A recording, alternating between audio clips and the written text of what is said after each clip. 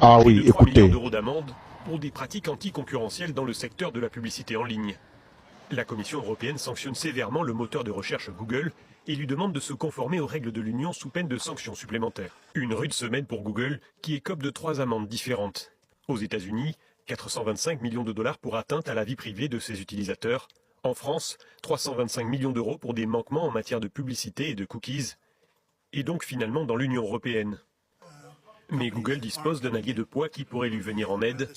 Donald Trump n'a pas tardé à réagir, qualifiant l'amende d'injuste et menaçant de mesures de rétorsion et de droits de douane supplémentaires. Le président américain s'est fait le défenseur des géants de la tech.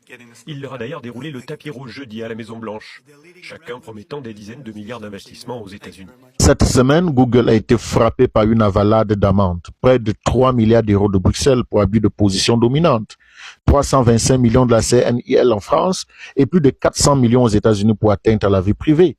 Mais face à cette pression, un allié de poids apparaît, Donald Trump. Pour lui, ces sanctions ne sont pas seulement une affaire de régulation, mais une attaque directe contre une entreprise américaine, donc contre les États-Unis d'Amérique. Et Trump est clair, il défendra d'abord les intérêts des États-Unis avant tout autre pays.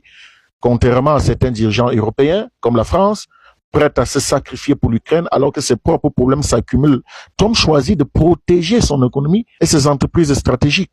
Résultat, Google, isolé face aux tribunaux, bénéficie d'un bouclier politique puissant. La question dépasse désormais les amendes. C'est une confrontation entre une Europe régulatrice et une Amérique qui, sous Trump, refuse de plier quand ses champions nationaux sont attaqués.